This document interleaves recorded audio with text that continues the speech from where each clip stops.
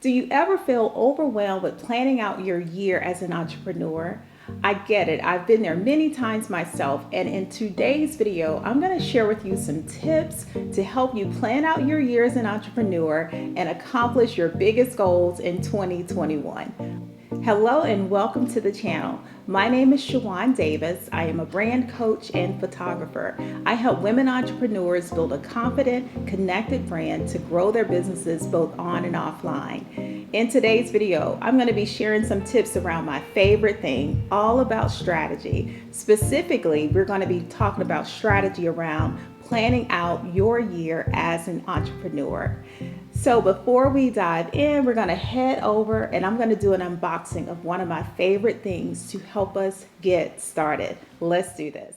If you're a visual person like I am and you really want to physically see your big picture, what your entire year looks like, I highly recommend getting you a huge wall calendar so that you can actually see big picture, the entire year displayed at a glance.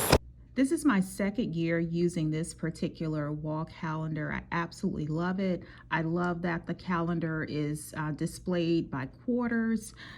This size is a size 36 by 48. I've taken it off my office wall and brought it along with me on business retreats, and I highly recommend it if, like I mentioned, you are a visual person and you want to see your entire year and see all of the moving parts.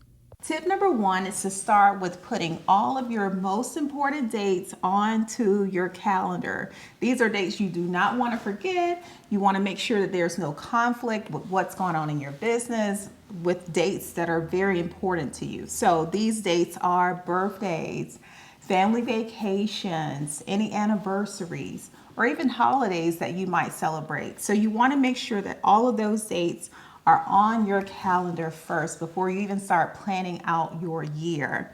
And I will say that this calendar, I'm going to link it down in the description box, but it does already have some of those big holidays already printed right onto the calendar.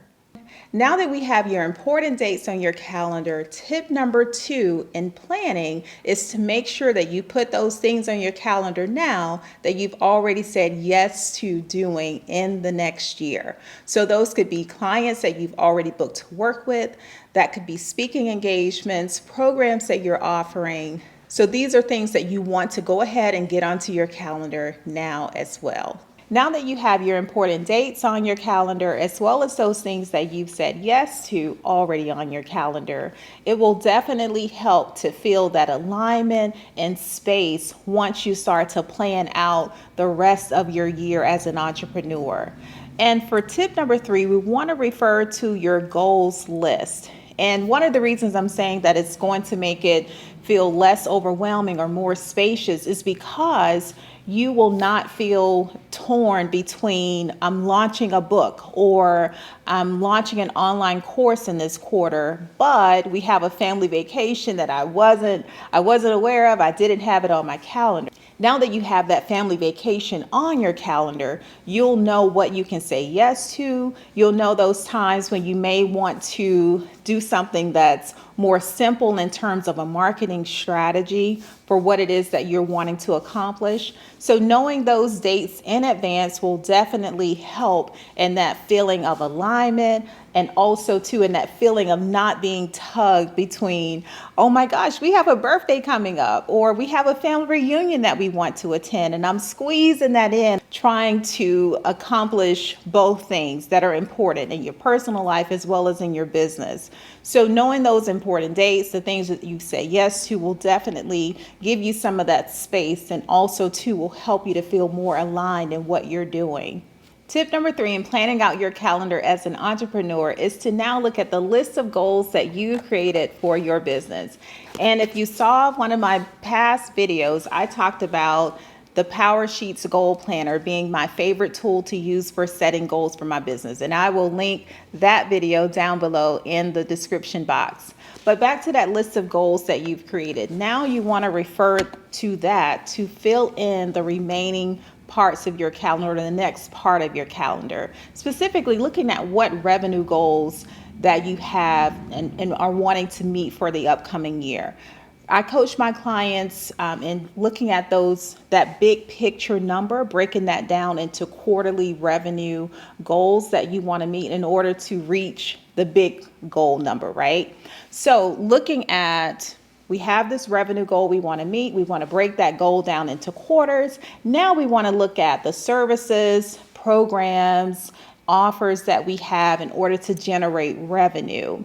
And when looking at those, we want to create a plan of meeting those revenue goals, specifically from the ways that we generate revenue.